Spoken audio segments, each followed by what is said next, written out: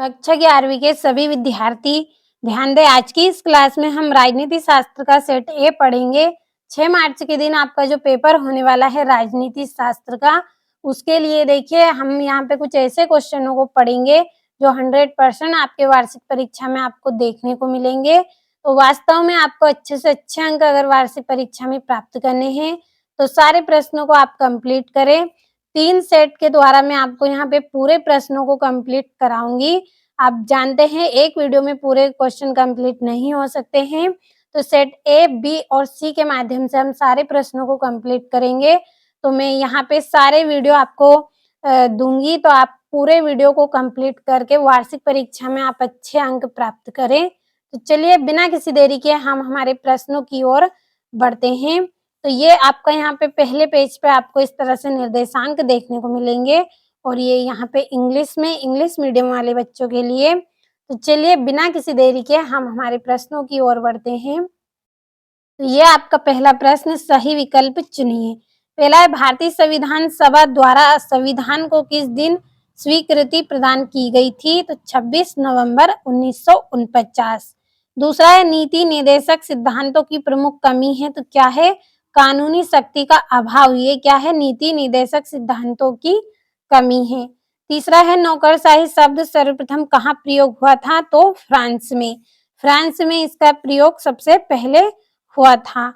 अगला है आपका लोकसभा द्वारा पारित किसी धन विधेयक को राज्यसभा कितने दिन रोक सकती है? तो 14 दिन रोक सकती है। पांचवा है, भारत का उच्चतम न्यायालय स्थित है, तो क्या है? दिल्ली में स्थित है।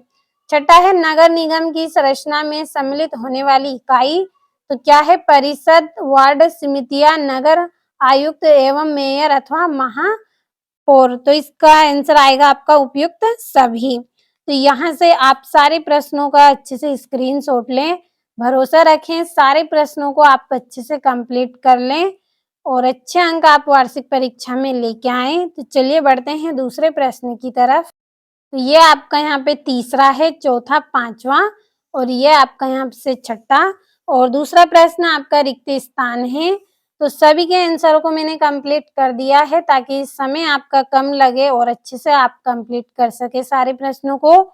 तो पहला है, भारतीय संविधान के निर्माण में रुपए डेढ़ व्यय हुए हैं, तो 63,96,729 रुपए क्या हुए हैं? खर्च हुए हैं भारतीय संविधान के निर्माण में। दूसरा है, भारत में स्वतंत्र एवं निष्पक्ष चुनाव कराने का उत्तरदायित्व डेढ़ का होता है, तो निर्वाचन आयोग का दायित्व होता है। तीसरा है आपका, वर्तमान में राष्ट्रपति का मासिक वेतन डेढ़ रुपए है, तो कितने?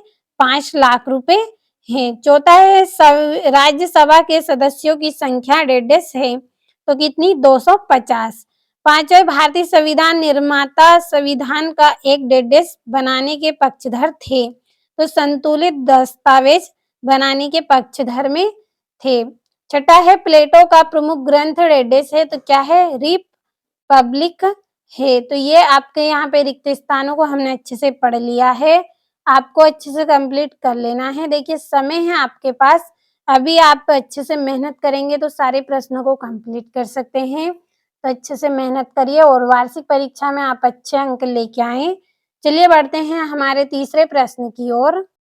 तो ये आपका तीसरा प्रश्न, सही जोड़ी बनाइए। पहला है, महात्मा गांधी द्वारा संविधान सभा की मांग तो 1922 में रखी थी इन्होंने संविधान सभा की मांग को। और दूसरा है, अनिवार्य नौकरशाही, तो इसका आंसर आएगा वेबर, डिमार्क तथा रॉबसन।